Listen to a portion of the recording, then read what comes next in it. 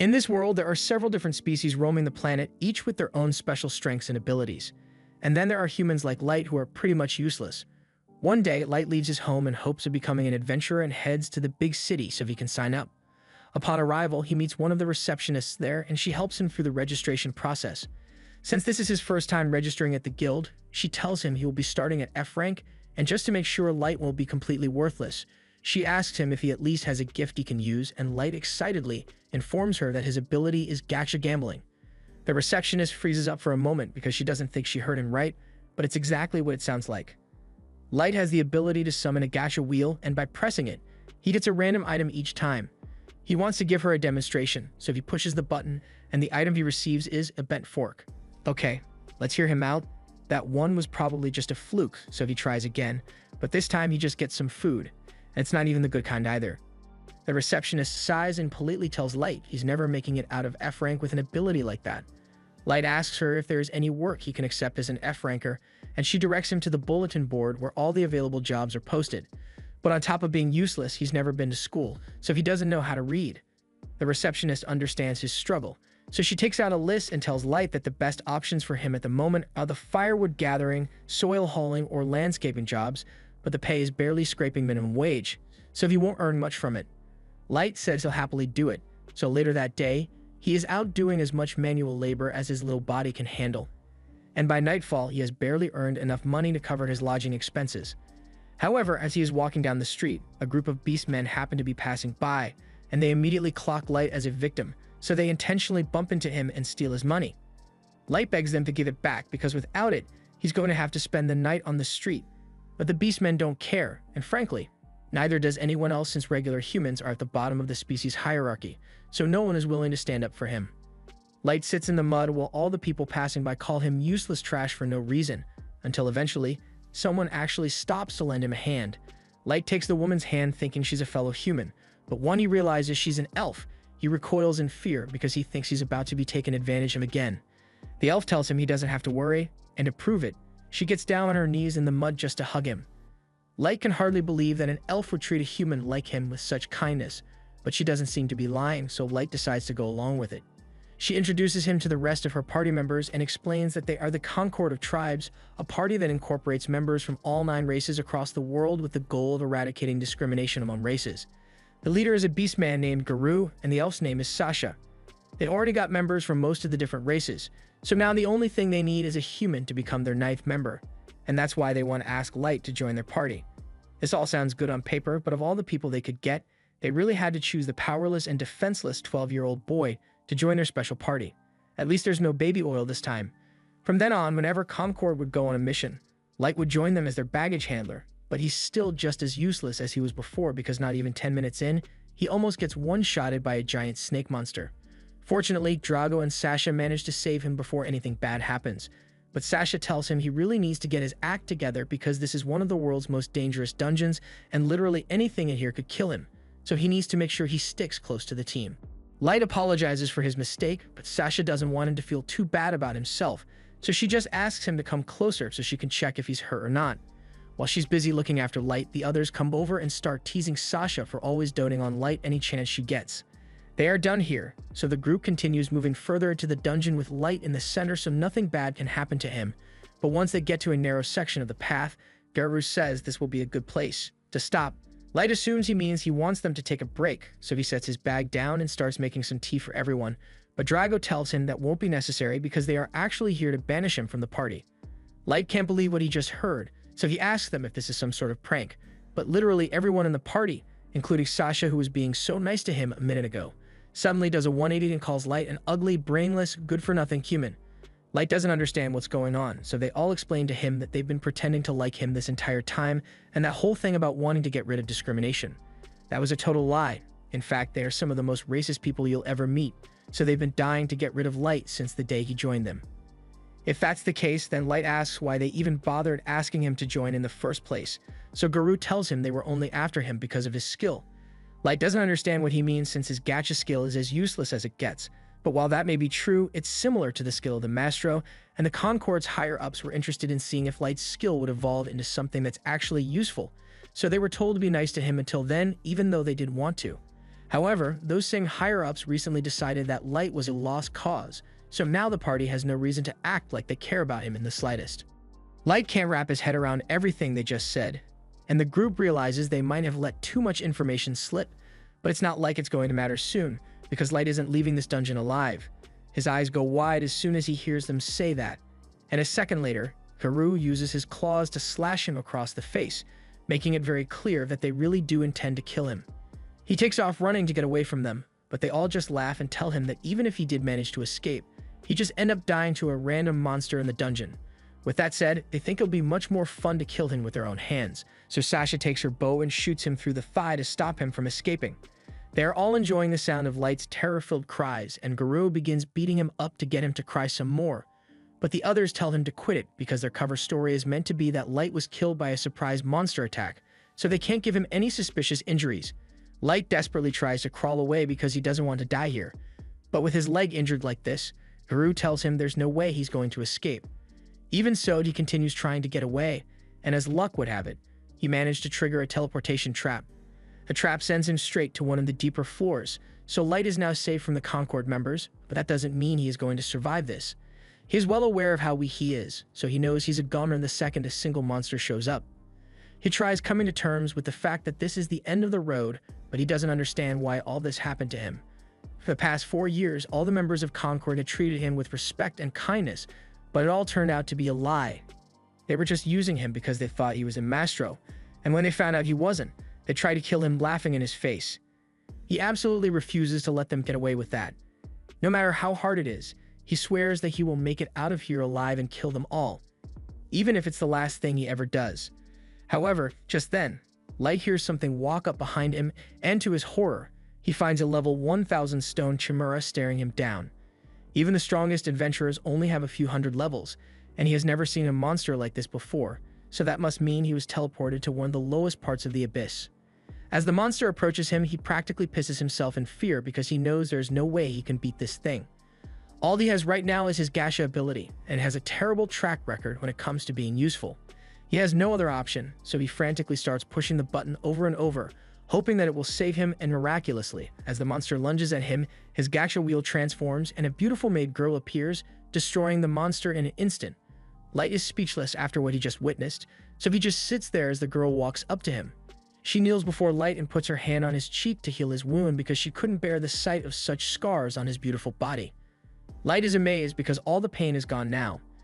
The maid refers to him as Master and asks what his name is, so he tells her that he is called Light, and right there and then she swears to serve him with eternal loyalty for the rest of her life. Her name is Mai, and she is known as the Ever-Seeking Maid. As for her level, it's over 9,000. She says she is an ultra-rare pull from Light's gacha skill, so her very being is bound to him. But Light is having trouble processing all this since he has always thought his gacha skill was completely worthless, so it should be impossible for someone as amazing as Mai to come out of it. Mai asks him for permission to approach his ability so she can determine its true nature. Light is surprised to learn that Mai has an appraisal ability, but to be clear, she tells him that it's only one of her many skills. Light tells her she's free to appraise him, so she begins the scan, and she is truly amazed by what she sees. Light's gacha skill has dozens of layers of protection woven into it, so only people of Mai's level are able to see its true capabilities, and from what she can tell, it can be used an unlimited number of times. The rewards that it generates depend on the surrounding mana density and go all the way from ranks like EX and Super Ultra Rare to Normal and Error. Light doesn't really understand what Mai is talking about, so she explains that there is always mana present in the atmosphere. But the mana density on the surface is quite low, which reduces the chances of unlocking a useful reward like Mai to almost zero. However, in the deepest part of a dungeon like this, the mana density is incredibly high, so the probability of a successful summon shot up exponentially. Mai assumes Light must have intentionally ventured down to the depths of the dungeon to bring out the true potential of his gift, but that couldn't be further from the truth. He came down here with people he thought he could trust, but they all ended up betraying him. They slashed his face, shot him in the leg, and laughed at him the entire time they did it. All Light ever wanted was to give his family a better life, but they tried to kill him just because he's a human. He begins yelling that he will never forgive them for as long as he lives, but Mai pulls Light into a hug for comfort because she hates seeing him so sad. She knows she could never understand the suffering Light must have felt, but she knows how to make him feel better. She assures Light that as soon as he gives the order, she will have the heads of those backstabbers lined up on the floor within the hour, but he gets up and tells her she can't do that. Mai tells him that scoundrels like those people do not deserve mercy, but he didn't tell her to wait because he thinks killing them would be wrong. Rather, it's because he wants to be the one to get revenge with his own two hands. He fell for their trick and nearly died at their hands because he was too weak to defend himself, so he wants to become strong enough to make sure nothing like that ever happens to him again. He knows it sounds far-fetched for a weakling like him to say he wants to be strong, but Mai doesn't think it's impossible at all. She swears that if he wants to become strong enough to exact revenge on his own, then she will do everything within her power to make that happen. We cut to 3 years into the future, and right in the middle of the Abyss dungeon, Light has used his gacha skill to build an entire nation and summon an army of powerful servants who are so down bad for him that they pay good money to get a cup of his bathwater. As he and May walk down the halls, she gets really annoyed by all the fairy maids constantly trying to get Light's attention, but Light doesn't see it as a problem since it's just a sign of their devotion to him. They head out into the city to greet Light's people, and everyone here truly loves and respects him as their leader. One even brings up that the monthly sweet supply is running low, and Light promises to look into getting some more. He thinks it might be a supply chain issue since the city has way more people now than it did 3 years ago, so he will have to adjust things to satisfy the increased demand. In the meantime, Light asks May if she knows what the other super elite servants he summoned are up to right now, so she tells him that Oyuki is busy napping out the area around the Abyss, and Ellie has been busy researching new magic to help Light achieve his goals. He's grateful that everyone is doing so much to help him out, but May didn't mention anything about Nezuna, so he wonders what she's been up to lately. May explains that Nezuna is just patrolling the inside the castle for now, but it's not because they need added security inside, it's because she's too dumb to help with anything that doesn't involve fighting. Meanwhile, inside the castle, we see Nezuna cheerfully strolling through the hallways without a care in the world, but as long as she's not causing trouble, they usually just let her do whatever she wants. As for Light, it is now time for his daily training session, so he goes to meet with one of his elite summons, Jack. Even though he has all these powerful subordinates to protect him, he still wants to be strong enough to handle things on his own, so he often goes out to spar with Jack, and after 3 years of this routine, he is capable of going blow for blow with him. Back in the castle, Nezuna is still walking around aimlessly until she happens to run into a few of the maids handling cleaning duty for today. She tells them she's on a super important patrol mission right now, and the maids all tell her that she's doing a really good job, but they are really just trying to flatter her into doing them a favor, and it's working.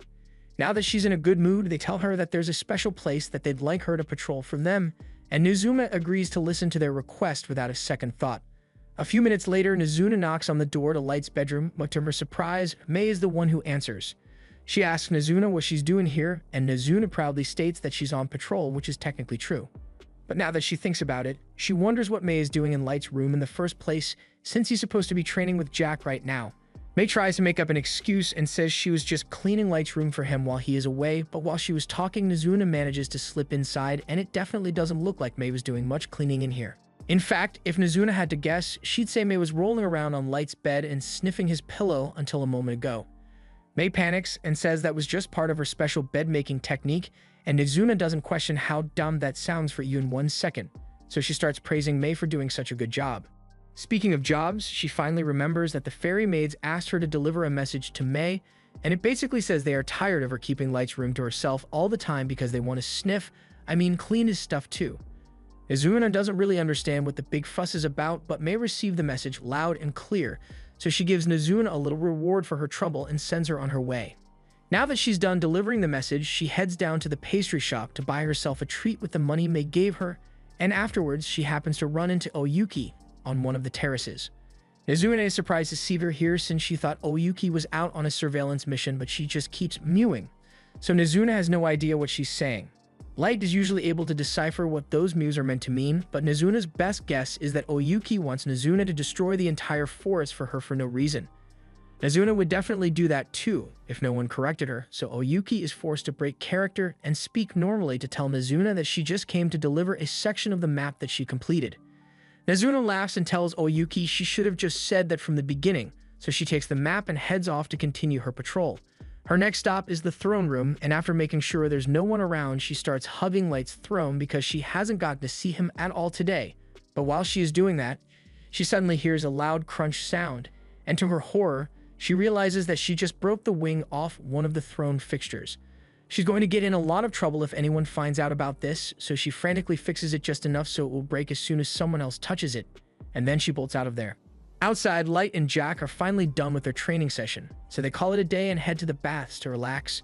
Jack tells Light he is getting really good at controlling his body, and there aren't many people down here who are strong enough to keep up with him anymore. The same probably goes for the people on the surface, but he reminds Light that he shouldn't let himself get too cocky, because they don't know what might be waiting for them on the surface. Light says he understands that he needs to be prepared, and he promises not to let his power go to his head so there will be no mistakes when the time comes for his revenge. Meanwhile, May has called the 4 fairy maids who gave Nazuna that message into her office, and she does not seem happy. She asks them if they know why she has summoned them here today, and they try to feign ignorance, but then May reads out their letter word for word, and she already got Nazuna to tell her that they were the ones who wrote the letter, so there's no way for them to weasel their way out of this mess. They all shuffle backwards and start apologizing for what they wrote, but they try to downplay their actions by saying they only did it out of concern for May. They say they know she's been busy lately, so they wanted to lighten her load by taking over the cleaning of Light's room for her, and maybe sniffing a pillow or two while they were at it. But that's not the point. May is also disappointed by the fact that they made Nazuna do their dirty work for them, since she might have considered it if they had the guts to deliver their message in person. She tells them that their request has been denied, and until further notice, they will be assigned to cleaning the entire corridor that leads to the throne room. And they aren't allowed to use any magic to speed up the process either. The maids can't believe May would give them such an impossible task because it'd take forever to clean that huge corridor by hand, but May doesn't think it'd be that hard.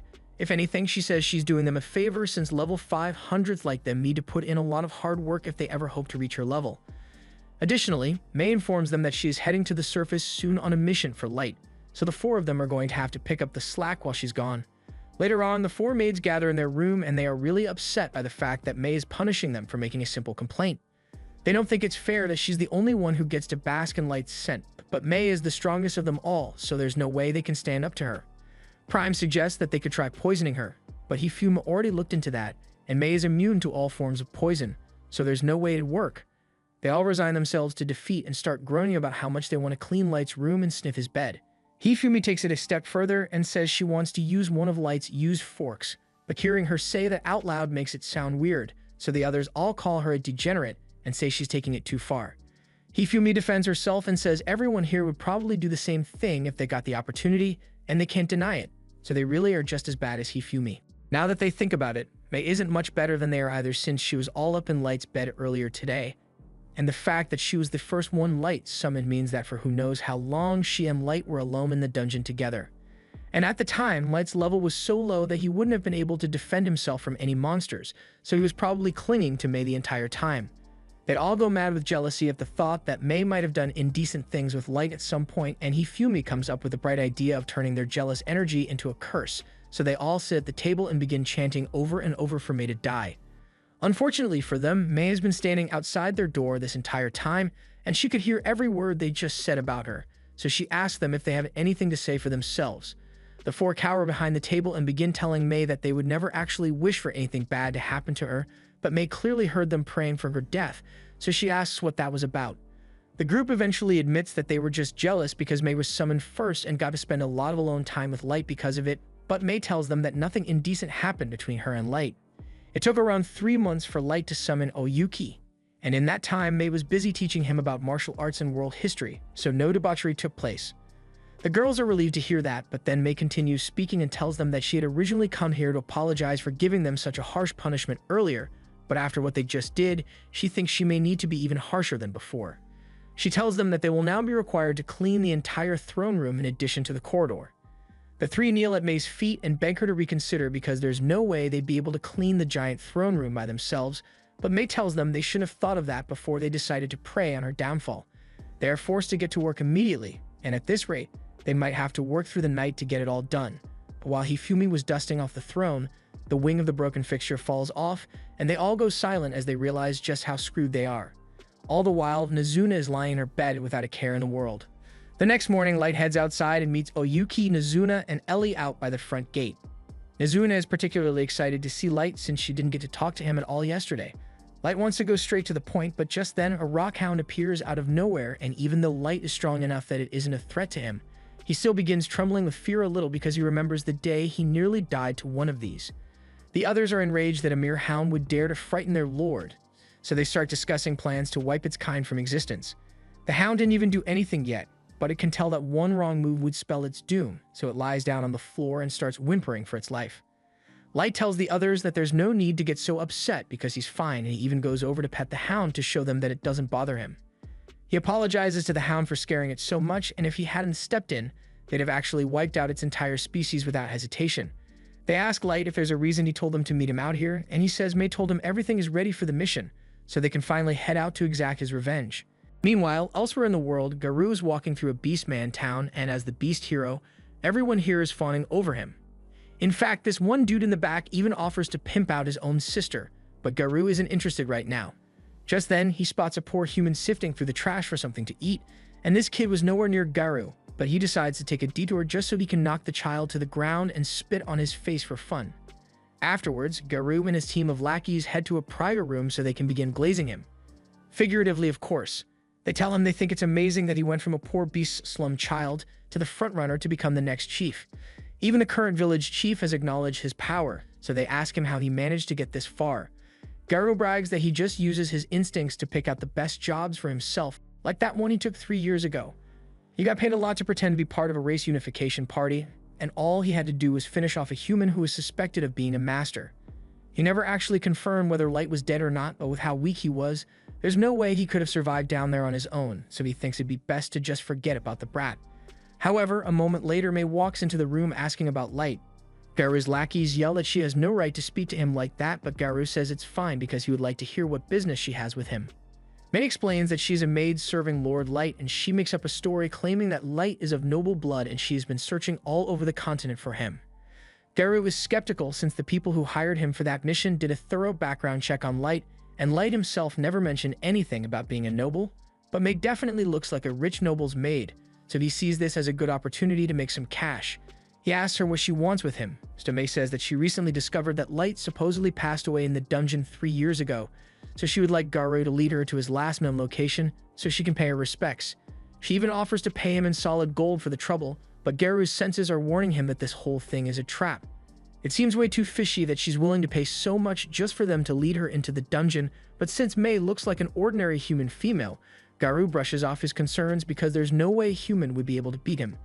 He agrees to lead her to Light's last known location, but he says he's not doing this for the money, he's doing this because Light was a good friend of his, and he wants to help out in any way he can.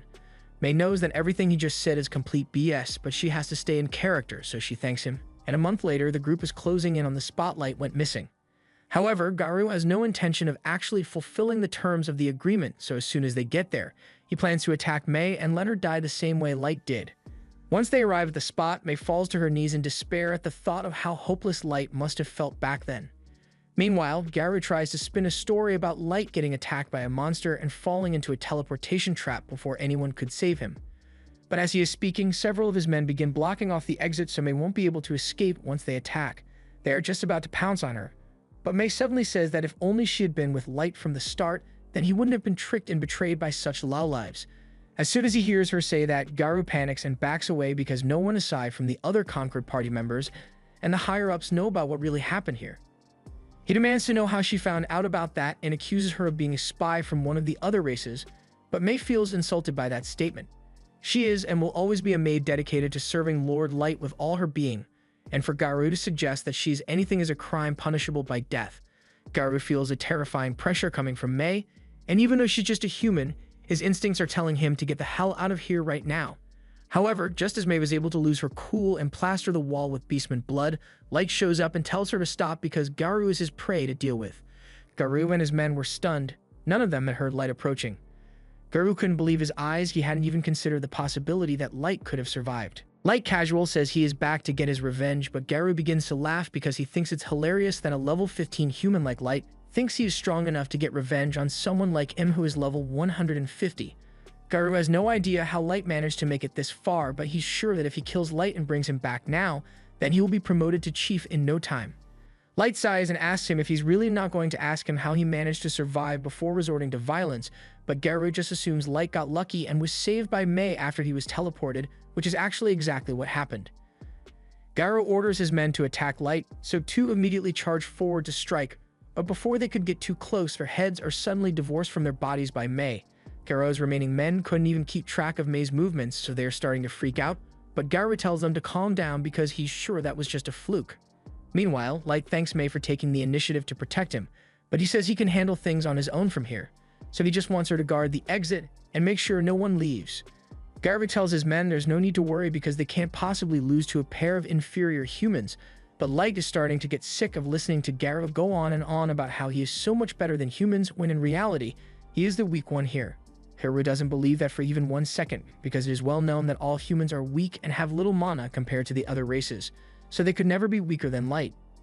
If that's what he truly believes, then Light asks him why 2 of his men have their heads rolling on the floor if they are all stronger than him, but Garou just dismisses that as a careless mistake. He and his goons then proceed to jump at Light, so he calmly closes his eyes and proceeds to dog-walk them while barely lifting a finger. Garou falls to the ground wide-eyed because he just got hit harder than ever before, and he couldn't even see it coming. Light stands over his body and asks him if this is really the best he and his so-called superior race can accomplish, but Garou can't stand the fact that Light is looking down on him, so he decides to use his trump card and smashes a necklace to the ground, summoning a level 500 Fenrir to take care of Light for him. He proudly yells that this is the end of the road for Light, but Light tells him that level 500 is still way too weak to be a challenge for him. Garou thinks Light must have gone insane from fear. There's no way he could possibly defeat a Fenrir on his own. He tells him to get down on his knees and beg if he wants a painless death. Light can see that the power difference here hasn't sunk in yet, so he sets his staff aside and tells Garou he won't move from this spot, so he is free to hit him with his best attack. Garou is still convinced that Light must be bluffing, so he charges up his Fenrir's Howling Beast Blast and hits Light with enough energy to vaporize a small fortress. However, when the dust settles, Light is still standing, unharmed and unmoved. He thinks it's a little embarrassing that Garou was bragging so much about an attack that barely did anything. He also thinks it's weird that Garou keeps calling his summon a Fenrir when it's barely strong enough to be classified as a Fenrir puppy. He then pulls out a summon card and says he will show Garou what a real Fenrir looks like right before summoning a wolf god. This is a level 9000 Fenrir that goes beyond anything Garou has ever seen in his life, and after Light orders it to take care of Garou's summon, it literally just blows some air in the direction of Garou's wolf, and it is suddenly frozen in a block of ice. Seeing Light casually pull out a wolf that was able to no-diff his summon finally makes Garou realize how screwed he is, but Light tells him the wolf god was just for show, because he could have taken care of Garou's summon on his own if he had wanted. And to make the difference in strength absolutely clear, Light enables his status screen to show Garou that he is currently level 9,999. He is absolutely terrified now because he didn't even know levels could go up that high, and he is starting to think that Light is an imposter. But it's not like it matters whether this is the real Light or not, since he's definitely going to kill Garou with how things are going. He throws down his weapons and his pride and begins begging Light to spare his life. He says he was just following his country's orders and he never would have betrayed him otherwise. He looks up, hoping that Light will have mercy on him. But before any of that, Light says he has a few questions for Garou. First, he asks him about the masters that his higher-ups asked him to find, but Garou says he doesn't actually know what they are. Light then asks him why those same higher-ups ordered Garou and the others to kill him after confirming that Light wasn't a master, but Garou really doesn't have any information. He just did as he was told. Light then asks the rest of the beast men if they know anything about the masters, and they all lie that they do in hopes of getting Light to spare them. But in the next moment, May slices them all to bits for daring to state falsehoods in front of Lord Light. Light then turns back to Garou and says he has one final question to ask, but in case he was thinking about lying, he should know that May's eye of judgment can tell whether he is being honest or not, and he won't like what happens if she finds out he is lying. Since Garou's intuition is so sharp, Light asks him if he thinks it would be possible to win a war against the surface nations as he is now. Garou gulps in hesitation, but he eventually tells Light that his incredible strength would certainly give him an advantage early on in the battle, but he would eventually lose. He is still only one person, so winning an entire war against nations that have countless soldiers, weapons, and items at their disposal would be practically impossible. Garou thinks Light will be upset by the answer he just gave, but Light can tell that Garou was telling the truth and he already expected as much. However, he says there's something he wants to show Garou, so he pulls out a teleport card and transports both Garou and May to the throne room. Garou covers his head in fear because he doesn't know what Light has planned for him, but when he opens his eyes, he is left speechless as he sees Light's army in all their glory. Light walks up to his throne, and once he is there, he asks all of his subordinates to display their levels so Garou can see how powerful they truly are. To Garou's horror, he finds out that most of Light's army is above level 5,000, and even the weakest ones are still level 1,500. Now that Garou has seen his true military power, Light asks him if it would be possible to win a war against the surface with an army like this, and the look on his face tells Light all he needs to know. Now that he has confirmed that he can win as a reward, Light says he will forgive Garou for all the pain he caused back then. Psych, Light says he is going to put Garou through constant suffering that will make him beg for death, and Garou knows there is nothing he can do about it, because at this point, Light might as well be a god of destruction. The next day, Light returned to his hometown to find his family and bring them to his dungeon city, but unfortunately, by the time they arrived, all he found waiting for him was a pile of rubble and decaying flesh. Apparently, the village had been destroyed roughly 6 months ago by some unknown forces and no one was spared. Light searches the village for corpses so he can hold a proper funeral for them. And to his relief, he doesn't find any bodies belonging to his siblings, so he believes they must still be alive out there somewhere. However, his parents weren't so lucky.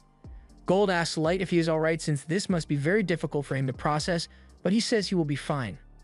For now, they need to focus on the mission at hand, so he asks Gold and Nemumu to help gather as much information as possible. While they may now know that their military is strong enough to contend with the world's forces, it would be foolish to march into war right away, so he wants to find out more details regarding the strength of each nation. Additionally, he is fairly certain that the destruction of his hometown had something to do with the fact that he was suspected to be a master, so he wants to find out what a master is and why it is worth shedding so much blood over.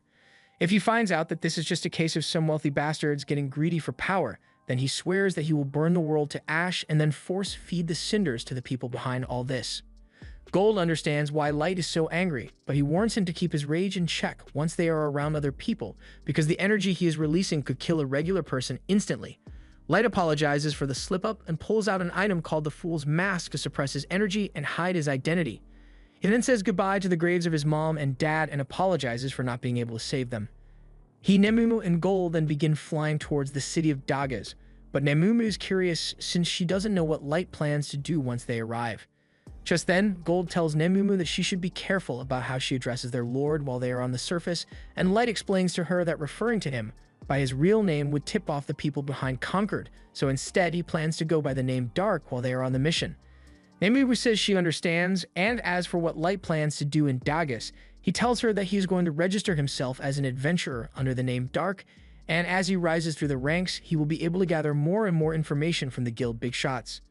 After a little while, Nemumu spots the city of Dagas over the horizon, and they wouldn't want to draw too much attention by flying in, so Light suggests they should land in the forest and walk the rest of the way. Although with Gold's magnificent armor, they are going to stand out either way. As the three are walking through the forest, they come upon a scene of a human tradesman being robbed by a bunch of dwarves, and while they would have preferred to stay out of sight until they got to the city, Gold's armor comes with inbuilt sparkle animations, so the bandits immediately notice him. They then try robbing him as well, but that doesn't go so well for them, and the dwarves are all left tied up in the middle of the road. The two humans are extremely thankful that they have been saved, so they offer to give Light and the others a ride into the city as a gesture of gratitude. Along the way, the man's son talks about how amazing Gold was since he had never seen someone take out dwarves so easily before. The man assumes they must be a famous group of adventurers, but Light tells him they actually aren't even registered yet. The man is shocked to hear this, but he tells them that if they really want to register as adventurers, then Dagas is the right place to go since it has one of the biggest guilds around, and it's right near the border between the elf, dwarf, and human kingdoms. There are a fair number of humans who gather here, so it is one of the more accommodating cities for humanity. He was even able to open up a fairly successful human hotel there, and he invites Light and the others to stay there if they need a place to stay. A little while later, they arrive at Dagas, and Light and the others ask Colonel to drop them off by the city entrance since they want to walk the rest of the way. For Gold and Nemumu, this is their first time actually seeing a surface city, and they notice that there are a lot of shops around that sell armor and weapons, but Light tells them that's just because there are a lot of adventurers here. Not to mention that the Dwarf Kingdom is close by, and those guys specialize in blacksmithing, so of course they'd sell their wares here. Once the group arrives at the guild, Nemumu notices that all the humans seem to scatter whenever someone from a different race walks by, and Light takes that as a sign that humans are treated poorly in this city as well, even if it isn't immediately obvious. He heads to the front desk to register, and as usual, he's required to start out at F rank, so Light is going to have to do a few quests to raise his rank later. But before that, they need to find a place to stay, and Light recalls Colonel mentioning that he owns a hotel, so he and the others decide to head there. Colonel is surprised to see Light again and asks what he can do for him, so Light says he has a special request to make. He tells Colonel that he would like to rent out the entire top floor of this building, and under no circumstances should anyone, even Colonel's staff, be allowed to enter. As payment, he plops a bag full of gold coins down on the table, and Colonel is left speechless because he doesn't know what to say. Light says he can pay more money if this isn't enough, but Colonel tells him this is already 10 times more than enough. He says he can't accept this kind of money from the man who saved his life earlier, but Light insists, so Colonel eventually accepts the generous offer and says he will get the rooms ready as soon as possible. A little while later, Light and the others head upstairs and he takes out a few perception-blocking spell cards and casts them on the room to ensure that no one will be able to eavesdrop. He can finally relax without having to worry about someone spying on him, so he pulls up a chair and takes a seat so he can rest. While Light is seated, Nemumu speaks up and tells him that while she is aware that he is very powerful, and that he chose to become an adventurer here to gather information, there is always a risk that he might get hurt on the surface, so she thinks it would be safer if Light returned to the dungeon city and let them handle things here on their own. Light is a nice person, but what Nemumu just suggested is basically trying to sideline him in his own revenge plot, and that pisses him off to the extreme because she's essentially saying she thinks he's too incompetent to pull it off. Nemumu immediately realizes that she screwed up, so she begs Light to forgive her insolence, but it's too late for that. He looks like he might actually kill Nemumu for what she said, and Gold can tell that things are getting really tense, so he laughs and tells Light that Nemumu simply doesn't understand the appeal of revenge. He tells her that Light wants to exact his vengeance with his own two hands without any middleman, and that's a noble cause to work towards. Hearing Gold's lighthearted banter makes Light realize that he may have gone too far, so he gets down and apologizes to Nemumu for letting his emotions get the better of him since he knows she only said that out of concern for his safety. But Nemumu acknowledges that this was her fault for stepping out of line with her comments, so she begs him to allow her to pledge her allegiance to him once more. Light really doesn't think that's necessary, but he agrees to let her do it anyway, so Nemumu gently lifts his foot and kisses it. In this world, a kiss to the foot is the greatest show of respect one can show towards a leader, but Light has never really been a fan of this custom, especially with how awkward it was to have all his subordinates kiss his feet one after the other when he first summoned them. Even Gold acknowledges that it's kind of weird, especially since Nemumu looks like she's enjoying it way too much.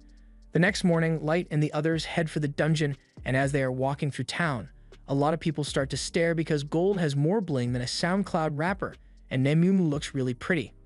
Although the only thing they have to say about Light is that he looks weird in that mask, but that does fit his dark persona, so it doesn't bother him. There's a long line of people waiting to get into the dungeon, but Gold notices that there don't seem to be any elves here at all. Light tells him that's because the elves and the dwarves are currently in a dispute over who owns this dungeon, so they tend to avoid each other. Nemumu praises Light for always having the perfect answer to any question, and he appreciates the compliment, but he asks her if she really needs to stand so close all the time because her chest is squishing up against the back of his head. She tells him it's her job to keep him safe at all times, so she needs to be as close as possible, and before Light can argue, he notices 3 people cut in front of the line. The little one is most likely a servant, and the second one seems like someone with moderate training, but as for the guy in front, Light can tell that he carries all of his movements are sharp and precise, even with the bulky weapon on his back. He is without a doubt a seasoned fighter, and a few of the other humans are too scared to confront him, since they probably get cut down for speaking. However, Light doesn't have to worry about that, so he confronts the elf and tells him it's rude to cut in line like that. The elf becomes enraged when he realizes a human is daring to speak to him, so he reaches for his sword, but the elder he's with tells him it's not worth causing a commotion or something like this, so the warrior agrees to go to the back of the line.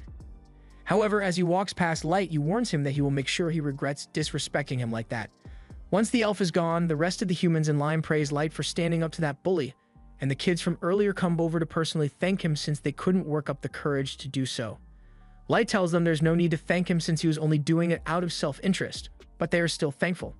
Just then, one of the kids speaks up and asks Gold if his armor is really made out of gold since everyone here is curious, but before Gold can say anything, Nemumu tells them that none of Gold's armor is actually made of gold, otherwise it'd be too weak to offer any protection.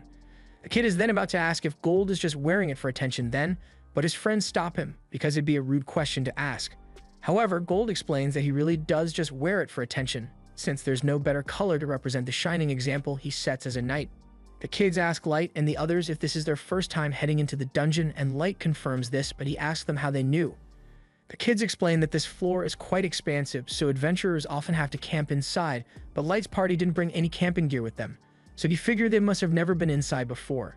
Just then, the guard calls for the next party to head inside, so the kids say goodbye and run into the dungeon together. Meanwhile, Light and the others are wondering if they should start carrying fake luggage around, since even though they have everything they need stored in an item box, they wouldn't want people mistaking them for noobs.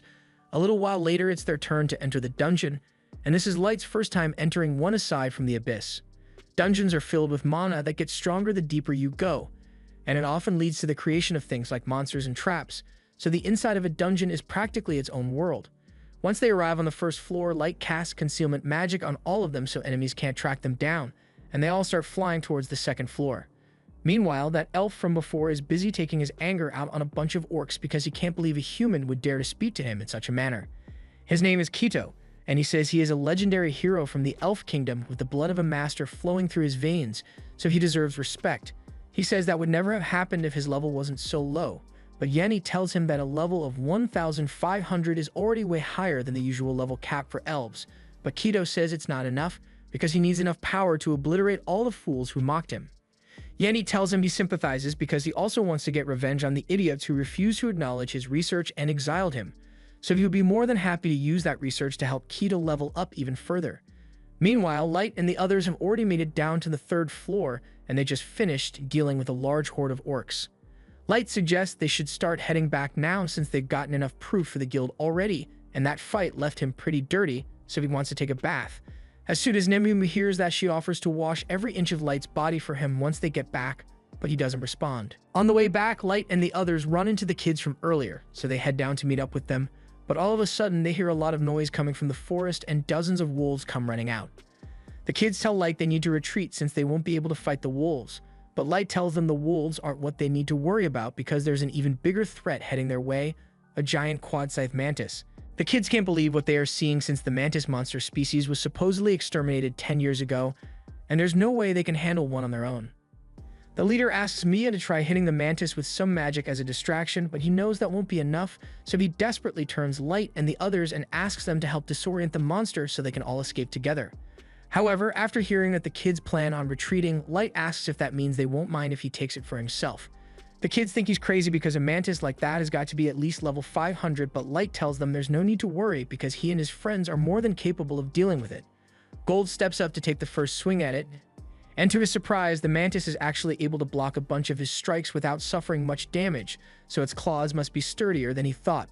Light decides to go up next and launches a fire arrow straight at the mantis, but before it could connect, the mantis parried it and sent it right back at Light. As the kids watch this, they think Light and the others are in trouble, so they ask Mia to hurry up with her attack magic, but she's way too excited about what Light just did to focus. He just used combat-grade magic without having to use an incantation, and she didn't even know that was possible. The others don't know much about magic, so they can't tell what counts as impressive or not, but they Light and his friends. However, Gold tells them they are better off sitting this one out, and as an added bonus, he says he will give them a little lesson about what it means to be a knight. For one, he tells them that a shield doesn't need to be limited to just defense, and as the mantis attacks him, he turns around and perfectly parries its attack, shattering the mantis's claw in the process. He then tells them that a knight must never miss an opportunity to strike, so while the mantis is still reeling from the pain of losing its claw, Gold rushes behind it and chops off one of its legs. Light then comes in with more fire arrows, but this time, as the mantis deflects them, the arrows simply change trajectory and fly into its back. Light has taken control of the arrows, so now, no matter what the mantis does, they will always hit their mark. All of the mantis' limbs are eventually blown off, and it realizes it stands no chance at defeating Light, so it books it back towards the forest, and Light is surprised that it is smart enough to decide to retreat. But he's not going to let it escape after all this. He casts a firewall in front of the mantis to stop it from getting to the forest, and Mia is absolutely losing her mind because she has never seen anyone use such widespread tactical magic instantly like that. There's nowhere left for the mantis to run, but it's still got its wings, so it takes off into the sky as a final escape attempt. However, before it could flee, Nemu leaped up after it and diced it to pieces midair. After she returns to the ground, Gold tells her that she messed up, and this gets under her skin because she thought she was doing exactly what Light wanted by destroying the mantis, but Gold points out that she also destroyed all the valuable parts, so now there's no way for them to sell any of it when they get back to town.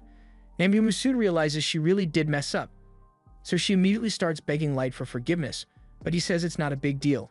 Meanwhile, the kids are all standing off to the side, wondering whether they really just saw a human defeat a quad-scythe mantis or if they hallucinated the entire thing. A few minutes later, while sifting through all the mantis goo, the kids happen to find its magic gem, and by sheer luck, it's still in one piece, so Light will be able to submit it as proof of his accomplishment. But before he leaves, One of the kids approaches him and asks if he is from a famous party of adventurers or something because he seems way too strong to be a newbie. However, Light informs them that they are all indeed F-rankers, and the kids don't know what to believe anymore. Now that the fight is over, Mia uses her magic to create a water ball and offers to let Light use it to wash the mantis goo off himself. Light is grateful that she would use her precious mana to allow him to wash himself, but she says this is the least she could do. Since it's getting late, the leader asks Light and the others if they would like to camp out with them for the night. Partially because it's dangerous to roam around once it gets dark, but also due to the fact that Mia really wants to talk about magic with Light. And since there's no harm in it, Light agrees to stay.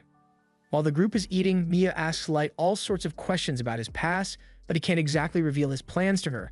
So he makes up a fake backstory and says both of his parents were powerful mages, which is why he is so good at casting magic without incantations.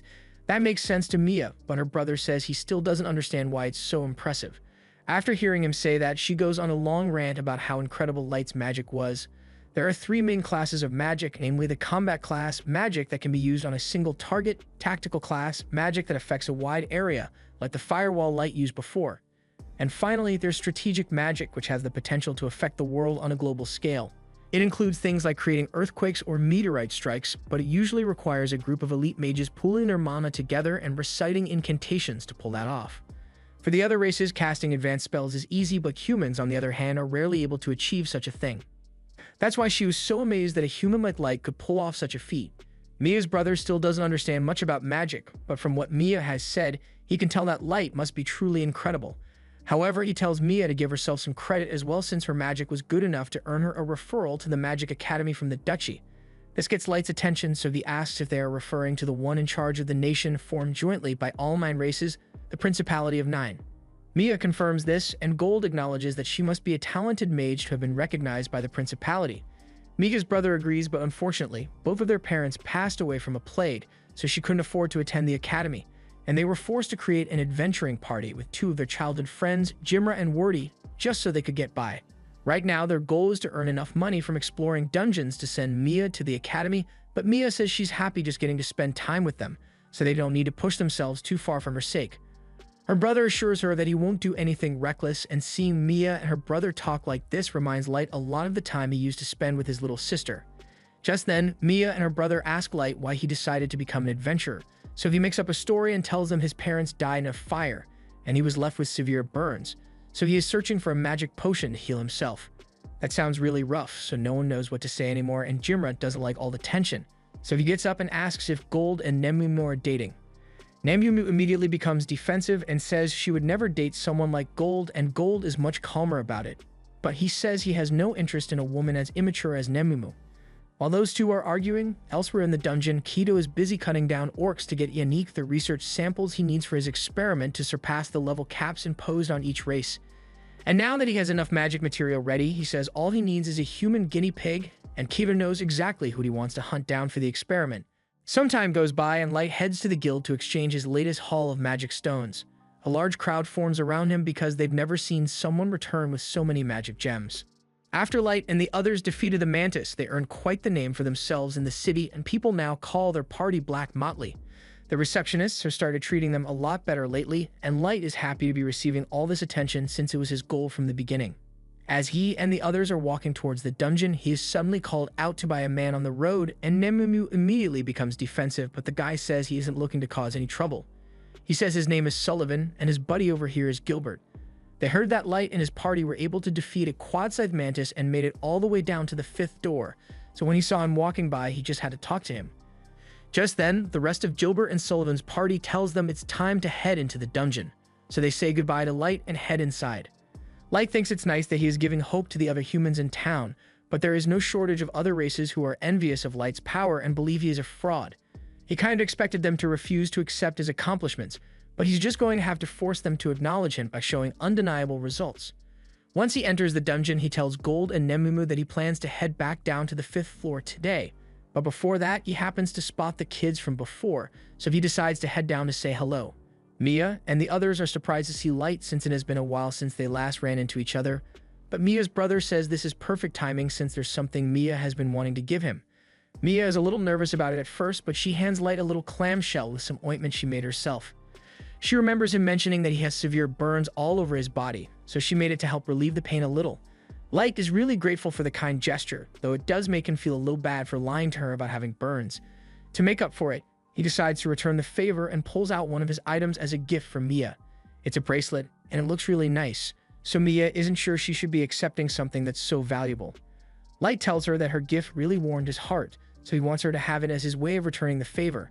She happily accepts the gift and tells Light she will treasure it forever, but after Light and the others depart, Nimumu asks him if he's sure it was wise to give her an SS-class item so casually. That bracelet was a wishing bracelet, and depending on the will of the weather, it can make a small miracle come true, so Light figured it would be a great gift for someone like Mia. A little while later, they arrive on the 5th floor, and it is absolutely covered in snow. This works out in their favor since the snow will act as great cover, so Light tells Gold and Nemumu that they are in charge of hunting Yenis while he's gone, and then he activates a teleportation item, sending him back to his throne room in the dungeon city. There he has a nice cup of tea and asks his team how the revenge operations are coming along. Ellie tells him that she has almost gotten everything ready, so they will be able to move on to the next phase before much longer. Light is happy to hear that, so he tells Ellie she is free to use whatever resources she needs to make sure things progress smoothly, and in the meantime, he would like Mei to continue managing affairs here in the Abyss and Akuki to continue scouting. Just then, Mizuna asks him if there's anything he wants her to do in the meantime, and Light doesn't really know what to say because Mizuna is pretty useless when it comes to anything other than defeating monsters, but he also doesn't want to make her feel left out, so he says she is to remain on standby to protect the city in case a powerful bad guy shows up. That's good enough for her, so she swears that no one will get her on her watch, and Light can't wait for the day that his plan can go into action because he wants to savor the miserable look on Sasha's face when he confronts her. Meanwhile, elsewhere in the dungeon, Gilbert and Sullivan had set up camp and were keeping watch while their party members slept. At one point, Sullivan needed to go pee, so he stepped in the forest for a moment, but by the time he came back, he saw Gilbert's decapitated head lying on the ground with Keto standing over him. The other two were also killed in their sleep, and Keto makes it clear that he is doing this out of pure hatred for the human species as a whole. Sullivan is enraged by what Keto has done, but he is smart enough to know that he stands no chance against him. So he throws down a smoke bomb and starts running away so he can make it back to the guild to report what happened. He thinks he has a good shot of escaping since most magic is useless unless you know where your opponent is. However, he suddenly gets hit in the back with something, and as he looks up, he sees Keto riding on a magical hoverboard. He is then knocked out a moment later by Yannick, and he scolds Keto for killing all the humans since he was very specific about capturing them alive. Kaido doesn't see the problem since it shouldn't matter if he killed a few lowly humans, and it's not like Yannick actually cared about their lives either, but he needs as many test subjects as possible because his research is currently unstable and Sullivan is bound to die from side effects long before Yannick perfects it, so they need to find some more human guinea pigs. A little while later, up on the surface, Nemumu is arguing with the guild receptionist to try and get Light promoted, but while the receptionist is aware how strong Light is, they already made an exception to promote him from F to D rank recently, and not enough time has passed for them to consider another exception. However, she does tell him that if he accomplishes something extraordinary again, the guild would have no choice but to promote him, so Light decides to try it. After looking around for the day, he finds a flyer talking about an unknown adventurer killer, and tracking this killer down should be enough of an accomplishment, so he decides to hunt the killer down. However, he has no leads to go off of, so it is going to be difficult. Gold suggests he could use his Gacha ability to get a card that will help track the killer down, but Light tells him that the cards he gets are completely random, so the odds of him receiving a tracking card are really slim. In that case, Nemumu asks if they should return to the Abyss to get someone who has skills more suited for tracking, and that does sound like a good idea, but it would take too long and he doesn't want to waste too much time catching the killer. They seem to be targeting exclusively humans, and he doesn't want to let that go unpunished. Just then, the three feel a space rift open within the room, meaning something is about to show up, so they get into battle formation and wait to see what it is. However, to Light's surprise, when the portal opens, he sees Mia fall out of the portal unconscious, and after catching her, the miracle bracelet he gave her breaks in two. Light has no idea what happened to her, but he knows it must be bad, so he carries her to bed, and as he does so, he can hear her mumbling to herself about how she needs to hurry and inform him of something. He casts a healing spell on Mia to help her recover, but she's still in no condition to speak, so Light apologizes, but he's going to need to pry into her mind a little. He casts a powerful mind spell on her, and as he does so, he sees a flashback to Mia and the rest of her party meeting a second group of adventurers. The second group warned them to be careful, because there have been reports of an adventurer killer going around, and the guy apparently only targets humans. The kids had heard about it, but they were under the impression that it was just a rogue monster. However, now that they think about it, a monster wouldn't target humans specifically. After hearing this, Mia got worried because she knew their party wouldn't stand a chance if the killer attacked them, and the same goes for the other group of adventurers, which is why they plan to get out of here as soon as possible. Before the second party leaves, they tell the kids that they should probably leave the dungeon as well, since until the killer is caught, it won't be safe for humans down here. The kids took the warning seriously and decided to leave as soon as possible, but since they weren't expecting to have to make a sudden hike back to the surface, they are all really tired. Due to this, they weren't able to make it back before nightfall, but they couldn't afford to stop since they did know when the killer might strike again. And in a stroke of bad luck, a moment later they hear Yannick's voice telling them that it's dangerous to be out here this late at night. At this point, the kids have no idea that these two are behind the killings, so Mia suggests they should warn them. The group tells Yannick and Kido that there has been a string of killings happening down here, so it would be safer to return to the surface for now. Kaito and Yannick thank them for the valuable information, and at first the kids are relieved since they think that must mean they are just normal adventurers like them. But then Yannick starts talking about how he wishes he had put more effort into covering up his and Kido's attacks since the news spreading has caused all the human adventurers to wise up and avoid the dungeon. As soon as the kids hear him say that, their blood runs cold at the realization that the killers they were so worried about are the people who are right in front of them. And Kido seems to really be enjoying the look of pure terror on their faces.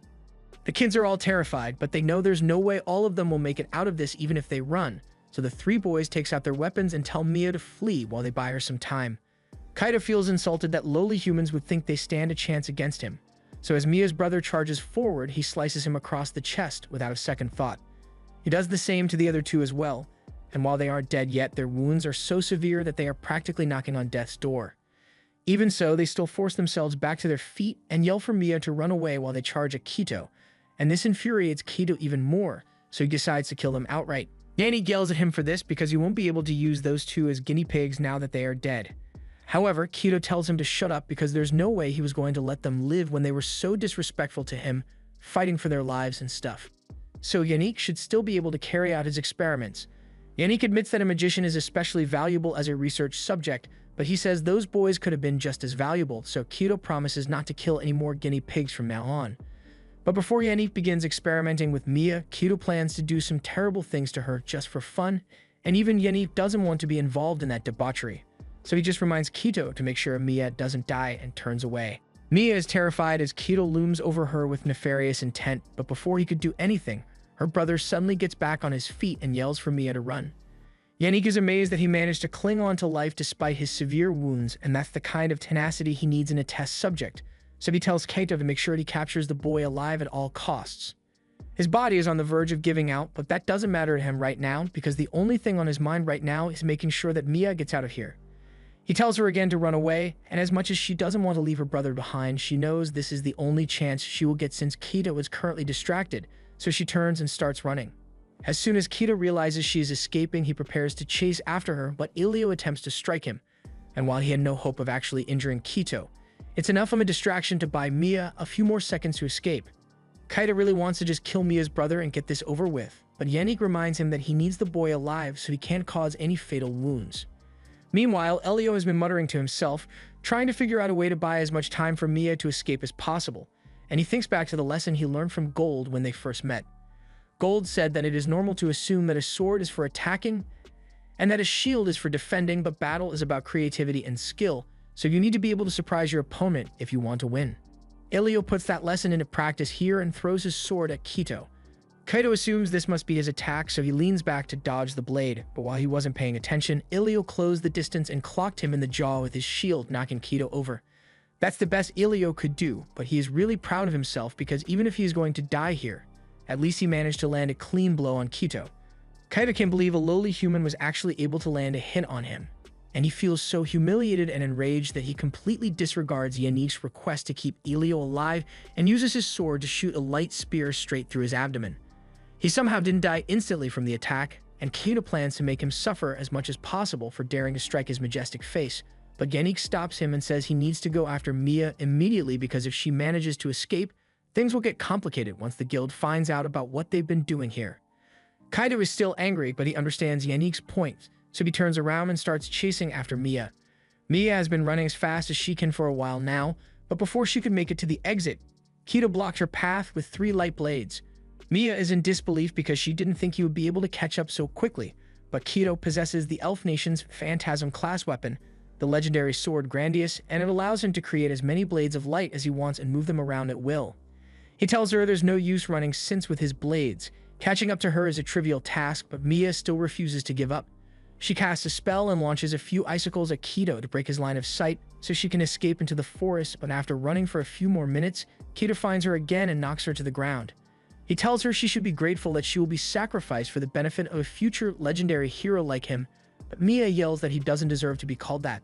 The title of legendary hero is reserved for people who are both strong and kind like Light, but Kido, on the other hand, is nothing but a loser who enjoys bullying those weaker than him. Hearing that strikes a nerve for Kido as he recalls how the other elves all mocked him for being a good-for-nothing bully who was only willing to pick on the weak. It was part of the reason he was banished from elf society in the first place, but he refuses to accept that he is the problem and instead blames everyone else around him for not recognizing how great he is. He loses his mind in anger and forgets all about keeping Mia alive, so he is about to strike her down, and Mia can tell that there's no escaping this attack, but she still refused to give up and was desperately trying to think of a way to get to Light so she can ask for help, and that's when the bracelet kicked in. Back to the present, after learning of everything Mia and the others went through, Light is beside himself with anger, so he tells Gold and Nemumu to get ready to head out, because he's about to crash out on those elves. Back in the dungeon, Yannick is trying to heal Elio's wounds, but from the state his body is in, it looks like it's already too late to save him, and he is really upset about losing such a valuable specimen. Just then, Kido returns and Yanni asks him if he managed to capture the girl, but he says he lost track of her, and as soon as Yanni hears that, he starts panicking. He asks how Kido could let himself be bested by a little girl, but Kido says it wasn't his fault because how was he supposed to know that she would just vanish into thin air like that? Yanni can't believe it since there's no way a human child like her would have a teleportation item on her, but that's definitely what happened, so he needs to face the facts. And the facts say the two of them are screwed. If Mia reports what happened to the guild, it will only be a matter of time before word reaches the Elf Nation, and as soon as they figure out where Kido is, they are going to come after him for stealing the Grandius sword. To make matters worse, the Elf Nation will almost certainly send the head knight after them as well, and he is said to be around level 3000, with all of his personal knights under him being at least level 2000. In other words, Kido and Yannick by extension are cooked. Their only shot at surviving now would be to try out Yannick's research in order to make Kido strong enough to face off against the Elven Knights, but before they could leave to do so, Light suddenly shows up, and he tells them they won't be going anywhere. Kaido recognizes Light as the guy who called him out for skipping the line when he first came into the dungeon, but he doesn't understand how a human could possibly sneak up on him like this when he's 1,500. Light is saddened to see Jimra and Wardy lying lifeless on the ground, and it is already too late to save them, so he closes their eyes and apologizes for not getting here sooner. Gold then grabs Ilio's body, and he seems to have some life left in him, so Light might still be able to save him. He casts healing magic on Elio and then turns back to ask Kido why he would do something like this. Scratch that, he doesn't care what self-centered reason they may have because they made his friends suffer, and he swears on his name that he will make them suffer pain so unbearable that they will beg for the sweet release of death. Light asks Nemumu and Gold to stay out of this because he wants to handle it on his own, and Kido is offended that Light seems to think he can defeat him alone. He is sick of insignificant humans defying him all the time even though he is vastly superior, so he says he will take his sweet time torturing Light before killing him. But after launching his first strike, Light is easily able to stop it with his staff, and he is a little disappointed in Kido because he was expecting more power from him. He loses his shit after Light nearly knocks him out with his staff and decides to use his sword's full power to take him out, but despite dozens of blades close being shot at Light, he is easily able to counter them all with some ice magic, leaving Kido in utter disbelief. He begins throwing a temper tantrum because he can't accept that a human is actually better than him, and he starts talking about how with the great sword of the ancient Maestro, he shouldn't be losing like this. Light honestly wasn't paying much attention, but as soon as he heard Kido mention a Maestro, he becomes invested because this is the kind of information he's been looking for. Light asks how Kido knows about Maestros, but he laughs and says there's no way he wouldn't know about it. After all, he was born with the blood of a Maestro. After learning that Kaido is a descendant of a master, Light tells Nemumu and Gold that there has been a change of plans. He was originally going to just kill Kaido, but now he wants to take him back to the abyss and rip as much information as he can right out of his head. The two understand, so they tell him they'll handle Yannick while he's busy with Kaido, but Yannick doesn't think it's fair that they are ganging up on him when he isn't a combatant. However, he has something prepared for situations like these. so he points their attention towards the two servants he has behind him, and they begin to transform, revealing that they are the results of Yannick's human-monster hybrid experiment. He then begins ranting about how he combined humans with monsters in order to surpass the natural limit on their bodies, and he would have done a lot more than this. But it takes a lot of human lab rats to make a stable hybrid, so he plans to gather even more humans to experiment on whenever he gets the chance. Nemamu, Gold, and Light are disgusted by Yannick's actions, but what's even more horrifying is the fact that Light actually recognizes one of them. It was the man he met in town a while back, and he regrets not being able to save him from falling victim to Yannick's twisted experiments. But there's nothing he can do to save him now, so Light asks Nemamu and Gold to put the monster out of their misery. Nemamu and Gold effortlessly slice through the hybrids' bodies to put an end to their suffering, but Yannick still has that smug look on his face and tells them they haven't won yet. He designed the monsters to be able to regenerate from any damage they take, so they are going to have to do a lot more than that if they want to kill the hybrids. Light is starting to get a little concerned about Nemamu and Gold, but he doesn't have any time to go check on them because Kaido keeps spamming sword blasts. Nemamu and Gold try slashing at the hybrids a few more times, and no matter what they do, the monsters keep regenerating, and Yannick is calling them fools for thinking they could defeat his creations. Nemamu and Gold are getting sick of listening to Yannick's constant prattling, and they don't want to prolong the suffering of the unfortunate humans, so they decide to use their special moves to end their suffering quickly. They both coat their weapons in mana and slash at the hybrids, and Yannick begins mocking them again because he believes they stand no chance of killing his monsters. But then he realizes the hybrids aren't getting back up, and they look pretty dead to me. He begins panicking because he can't believe all the fruits of his research could be erased so easily, but while he's standing over the ashes of his victims, Nemamu comes up from behind and kicks him in the nuts to make sure she doesn't have to listen to any more of his nonsense. As for Light, he has been overwhelming Kaido with his magic for a while now, and every time an attack comes close to hitting him, Kaido gets a look of sheer terror on his face, and Light finds this amusing since Kaido was acting all high and mighty a moment ago. Kaido refuses to let a worthless human look down on him, so he gets back up and activates the Holy Sword's ultimate form, enchanting the blade with multiple types of magic and extending his effective attack range. Light is somewhat impressed since the sword seems incredibly versatile, but as cool as it looks, Kaido's aim is garbage, so he can't hit Light at all. He starts whining that Light is a coward for dodging the attacks, and says Light would be dead meat if he could land a hit on him. That's kind of the whole point of dodging attacks in the first place, but Light decides to humor Kaido a little, so he stands perfectly still and tells him to take his best shot. Kaido thinks Light must have gone crazy, but there's no way he's passing up this opportunity, so he raises his sword and leaps into the air to land a clean strike on Light. But while the sword strike definitely connected, it didn't actually do much. Kaido can't believe what just happened because it should be impossible for a human to tank a direct hit from Grandius, and just to make sure the difference in strength is clear, Light tells Kaido he can keep trying if he wants. Kaido takes swing after swing at Light, and every single attack does absolutely zero damage, until Light eventually gets sick of being hit and shatters Grandius's enchantment. He then gut-checks Kaido and sends him flying with a punch to the face. By the time Kaido finally stops rolling on the ground, his face is messed up, and Light stands over him menacingly. He says he has a lot of questions for Kaido, so he won't kill him yet, at least not until he has suffered pain several times worse than what he put all his victims through. Kaido can tell that Light isn't bluffing, and there's no way he can fight his way out of this situation, so he resorts to begging for his life. He tells Light that he is from the Elven Nation, and he was once next in line to become captain of the White Knights, so he will give Light whatever information he wants as long as he has mercy. Kaido looks really pathetic right now, and the sight of his face really pisses Light off because he was calling himself a legendary hero before, yet he is giving up so easily. A hero is meant to fight to the bitter end for what they believe in, even when the odds aren't in their favor, but as arrogant as he is, Kaido couldn't even do that. If anything, Elio, Gimra, and Wardy are the real heroes here because they stood up to Kaido and Yannick to protect Mira, even though they knew they stood no chance. Light apologizes to the corpses of Gimra and Wardy for not being able to save them, but he says he will do everything in his power to make sure Elio survives, so they will be heading back to the Abyss immediately. Just then, Kaido speaks up and asks what's going to happen to him, so Light says he is going to take him and Yannick back home as well because he has a lot of questions he wants answered. A moment later, Light activates his teleportation magic, and by the time Kaido and Yannick open their eyes, they are shocked to find themselves in a completely different area. Yannick can't believe what just happened, so he asks Light where they are right now, and he is told that they are in the deepest part of the Abyss dungeon.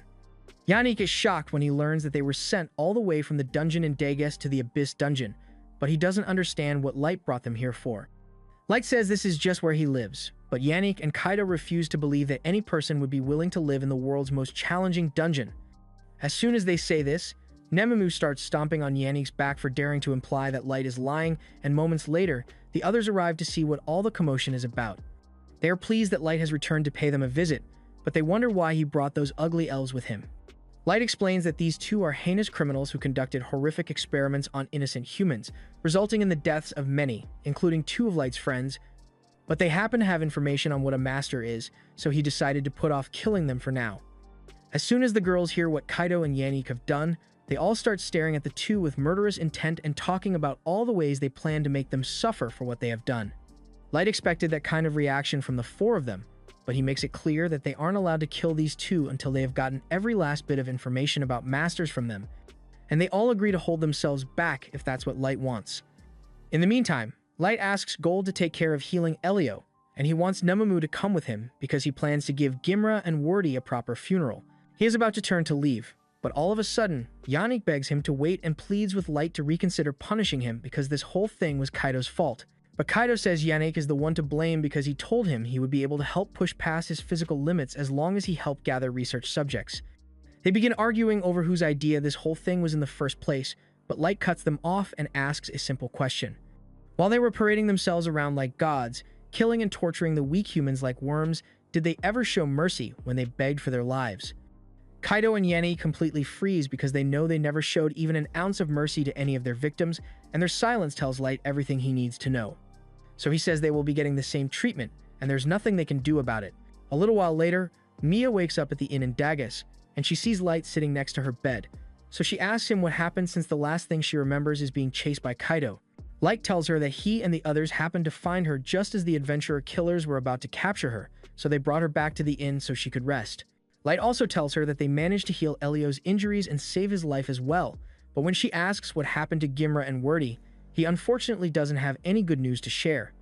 He hands her a lock of their hair and tells her that Gimra and Wordy died from their injuries before he could get there. And Mia is devastated by the news, but she is still very grateful that Light came to help, since without him, she and her brother never would have survived. Light gets up to give her some time to sort out her feelings, but he does feel a little guilty because times like this make him wonder if using his strength solely for the purpose of revenge is really the right thing to do. The next morning, Light heads over to the guild to report the adventurer killer incident and provide all the relevant information. However, he leaves out the part about him taking Kaido and Yanni into custody, so the guild still thinks they are out there somewhere. As a reward for the valuable information Light provided, as well as for saving two potential victims, he and his party are officially promoted to C rank. Later on, Light sits down to have a chat with Mia and Elio, and he asks them what they plan to do now, so Elio tells him they are going to quit adventuring and move back to their hometown. Light asks why they want to quit since he's sure they could find another party to team up with. But while that may be true, it wouldn't feel right to form another party so soon after Gimra and Wordy died. Besides, they also need to take what's left of them home so they can hold a funeral for their beloved friends. Light understands the sentiment, but he asks what Mia plans to do about her magic studies since the whole reason she became an adventurer in the first place was so she could earn enough money to attend the academy. Mia says she's going to focus on self-studying for the time being, and she is going to work hard so that by the next time she runs into Light, she is no longer a novice. After Mia and Elio leave, Light decides to head back to the Abyss to see how things are going over there, and upon arrival, he is greeted by May and Ellie. He asks them for a status update on their investigation, and May presents him with a file containing everything they were able to learn from Kaido and Yannick. Apparently, descendants of a maestro are known to have an easier time leveling up, and there is a legend that says if a maestro is left unchecked, it could lead to the destruction of the entire world. This revelation gets Light curious about how powerful a maestro must be to have the potential to destroy the whole world single-handedly, but unfortunately, they don't have any more information on the topic. What they have learnt so far came from a conversation Kaido had with the captain of the White Knights a few years ago, and even though Ellie used her forbidden magic to extract as much of the memory as possible, it was still severely fragmented, so they couldn't learn much. Light asks what condition Yannick and Kaido are in now, so Ellie opens a portal to show him, and those two look like they've been through hell. Since there's no more information to be gotten, Light decides it's time to get rid of them, so he summons a creature called Dead Man's Banquet, and it devours Kaido and Yannick in incredibly brutal fashion. Now that that's been taken care of, he asks Ellie how things are going with her other operation. She cheerfully tells him that all preparations are complete so he can begin his revenge on Sasha whenever he wants. But first, she'd like to start by capturing the White Knights since all their members are apparently sub-maestros, and she isn't sure what they are capable of. The vice captain of the White Knights, Mikhail, also happens to be engaged to Sasha, so Ellie thinks he would make a good hostage, and Light is impressed by how well she has thought this out. Meanwhile, over in the Elf Nation, Sasha is having a good old time telling Mikhail about how she betrayed and made Light beg for his life with a pitiful expression on his face, and Mikhail seems to be enjoying the story a lot.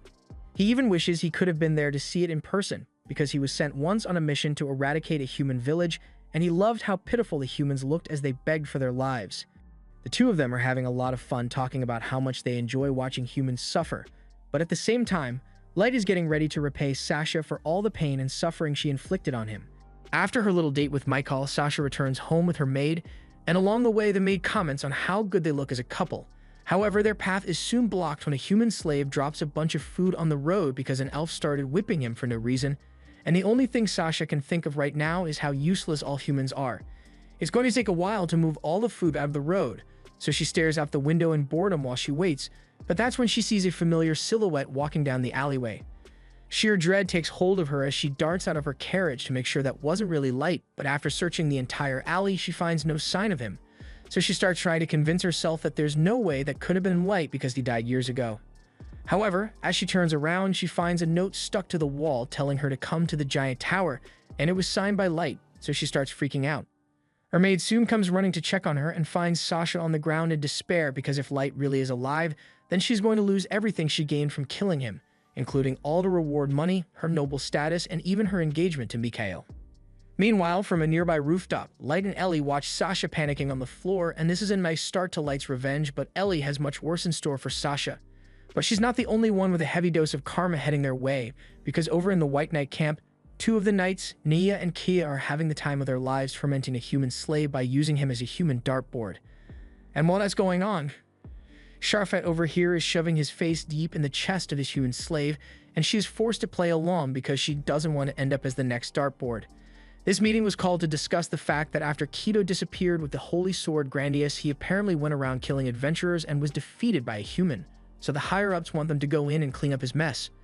Sharfet doesn't understand why they should have to deal with the problem that Keto created, but Musk gets up and reminds him that Keto was one of their members, so they are directly responsible for anything he does. While Sharfet is still busy fraternizing, the screams of the man getting tortured are starting to annoy him, so he tells Nahia and Kaya to cut it out already and just kill him. But they refuse because they are having a lot of fun. They bought the slave with their own money, so they should have the right to do whatever they want with him, and they find it way more disturbing that Sharfet enjoys making out with humans so much.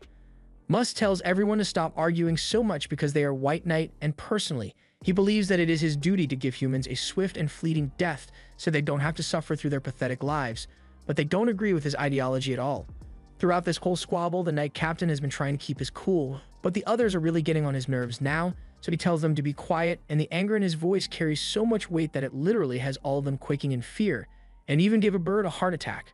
Now that they are all quiet, he tells Nahia and Kia that it's bad form to torment their victims so much, so he tells Sharfet to put the poor guy out of his misery. Sharfet obeys the captain's command and points a finger at the man, and in an instant his head is blown clean off his body. The captain then tells Nia and Kia to get rid of the corpse, and the woman on Sharfet's lap is terrified by what just happened, but he tells her there's no need to worry because he'd never do that to her. He then says she is free to leave now, so she gets up and takes her leave, and once she's gone, the captain tells Sharfet that he is free to have whatever hobbies he chooses, but he should limit his fraternizing with humans.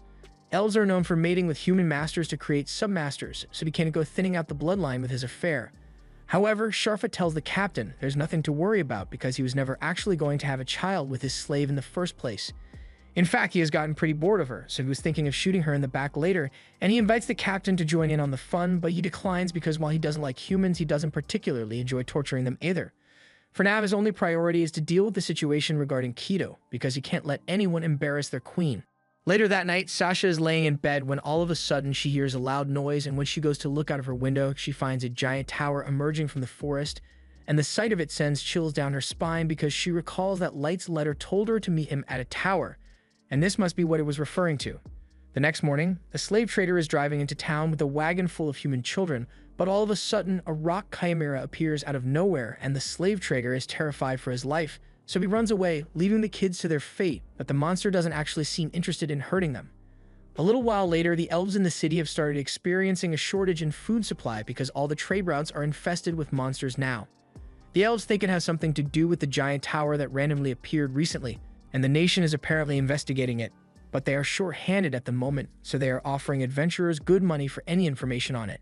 Light, Gold, and Nemumu are also in the crowd of adventurers, and after a few minutes, a pair of elves notice Nemumu, and even though she's human, they think she's hot, so they walk over and try to convince her to ditch Light and join their party instead. Nemumu restrains herself and simply tells the two to get lost because Light is the only one she will ever serve, and Light tells them they had better give up while they still can. But the elves get offended that a human would dare to reject them, so one of them throws a punch. However, Light casts a lightning arrow to force him back, and as soon as everyone realizes what just happened, they recognize him and the others as the new party of humans from Dagas who are apparently extremely powerful. Knowing that they can't beat Light, the elves back off, and Light is pleased with how this turned out because news of his presence in the elf nation is bound to spread now.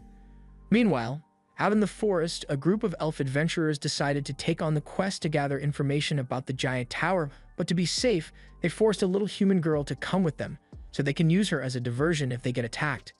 After all, the only thing human slaves are good for is to act as bait, and when the girl falls to the ground because she's too exhausted to move, the elves threaten to beat her senseless until she gets back on her feet. They start complaining amongst themselves about how lazy the livestock is, but all of a sudden, one of them notices a drop of saliva land on his hand, and in the next moment, his head is completely chomped off by the rock chimera. The chimera then takes a bite out of the other elves, and the little girl falls to her knees in terror because she thinks she's going to be next. But as the monster approaches and takes a whiff of her, it realizes she is a human, so it backs off and walks away. The girl breathes a sigh of relief because she thinks she is finally safe, but just then, a group of scary-looking men come out of the woods and start talking about how lucky they are to find one out here. The girl is on the brink of crying because she thinks she's about to be enslaved again, but to her surprise, the men dump a bottle of healing potion on her and start talking about getting her a set of proper clothes and some food. It turns out that they are actually part of Light's team, and they were tasked with rescuing as many human slaves as they can, so the leader of the group contacts Oyuki to organize a drop-off at the secure location. Meanwhile, up on the tower, Oyuki is hard at work, controlling all the monsters in the area to make sure they only target the elves that are harming humans when all of a sudden, Ellie comes over to check on her. She asks Oyuki how she's holding up since this is the first time she has had to control so many monsters on the surface at once, but she says she's doing fine. Still, Ellie is worried that there might be issues with the mission, or that this might all be a test from Light to see how they handle moral dilemmas, but Oyuki tells her she's overthinking it because everything has gone according to plan so far. Just then, she gets a message from the ground team, and they tell her they are ready to make the drop off. So once they arrive at the village, they leave the girl in the care of the village, so she should be safe from now on, and she is very grateful for all they have done for her. As they are returning to their base, they start talking about how awful it is that humans are being used as monster bait, and they wonder why the other races even hate humans so much in the first place, but they can't come up with any real answers. Their leader tells them there's no point in pondering it now, because they'll be leaving bright and early tomorrow morning, so they had better not be late. That night, Sasha is sitting in her room grinding her teeth over the fact that she can't get to the tower alone because there are monsters over level 1000 in there. At this rate, it won't be long before the nation officially mobilizes the White Knights, and if they make it to the tower before her, they are going to find out that she didn't actually kill Light, and she can't let that happen. So she needs to figure out a way to make it over there so she can finally finish Light off with her own hands. The next morning, the Elven Council holds a meeting to discuss what to do about the recent rise in monsters, and since they aren't fully aware of what the monsters are capable of, one of the officials suggests that they should send in their best forces before any harm befalls the citizens, and she asks the White Knight captain what he thinks about the plan. Hardy says he is aware how important it is that they keep their citizens safe, but he can't agree with such an idiotic plan. Sending the White Knights out with no clear intel would be like using a fine sword to poke through the mud, and no matter how good a sword is, it remains useless if you don't know where to strike. The Queen sides with Hardy on this matter and decided that the best course of action would be to increase the reward for information on the tower, and once they have gathered sufficient intel from the adventurers, they will dispatch the White Knights. No one can go against the Queen's orders, so the meeting is concluded, but the Chancellor seems to be holding a grudge because he thinks the only reason the Queen sided with Hardy is due to the fact that she's his mother. Later on, Hardy heads to his mother's chambers to thank her for supporting him because now he and his men won't have to go out and do the dirty work in person. His mother laughs and says she'd never let her precious son be out in any serious danger, but the mystery of the giant tower is a pressing issue, so they will need to deal with it soon. He asks if she thinks this might be the coming of another Dark Lord, but that's not necessarily what the Queen is worried about. If a Dark Lord is born, then that would mean a hero would be born from the heroes as well, and they are likely to be a master, so if that's the case, the elves are going to need to either win them over or kill them to avoid being destroyed. Speaking of which, Hardy recalls hearing about a potential master a few years back, but the Queen says the boy turned out to be regular, so he was apparently disposed of. She asks why he's so interested, but Hardy says he was just thinking about how he would have loved to be a part of that mission because he thinks all humans are pests who deserve to be eliminated. The next morning, the guild posts even more quests for information on the giant tower, and a ton of adventurers show up, including Light and the others, but while they are walking, Sasha happens to pass by and she recognizes Light's voice, so she turns around and demands that he show her his face immediately. Light tries to play it cool and tells her that he's wearing a mask to cover burn marks on his face, so he can't remove it, however. Sasha completely ignores him and smacks the mask right off his face. This was the end of episode 8. Subscribe to not miss the next part.